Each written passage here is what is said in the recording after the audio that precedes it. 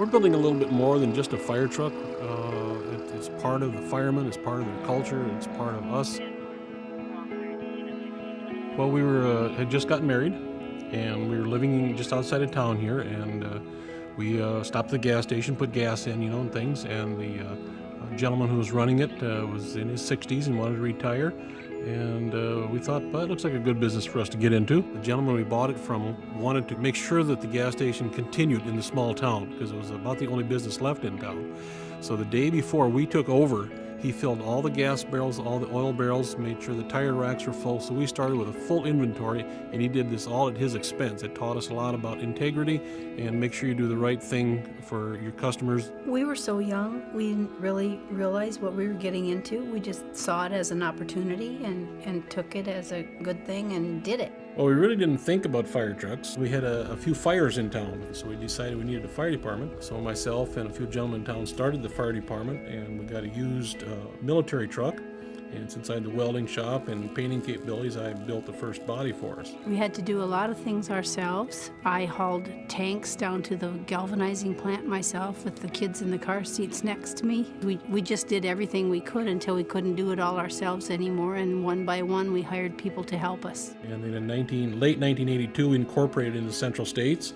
And our first Class A UL rated truck was for T, South Dakota in the spring of 1983. Years ago, someone said that in business, you're never standing still. You're either moving forward or moving backwards. Probably 97, 98, we had our first visit with Rosenbauer. Well, we didn't want to sell it. We wanted to still be a part of it, so we partnered with them instead of just selling out because we cared about what would happen to everybody here. We wanted to see it thrive. And when we hit our 10-year anniversary of our partnership with Rosenbauer, we celebrated.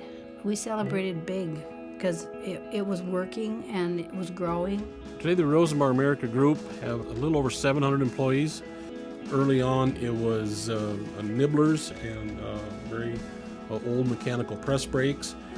And we've upgraded now to complete laser programs, computer programs, 3D modeling, 3D programs. We stress to them that they're building, it's not just a wagon or a lawnmower, but it's a life-saving piece of equipment. We've had firemen when they come into the showroom to see their first new truck, some of them probably in 20 or 30 years. It's very emotional for them to see their first new truck, some of them that they've ever bought and probably ever will buy. How could you care any more than if you started at the beginning with the very first truck and the very first flat piece of metal? You care about every part that goes into the business, every person you hire. We have some of the very first people we hired are still here. We hope they treat it like it's theirs going forward, and that'll really help make the right decisions. But we're ready to see it progress even past what we could do with it.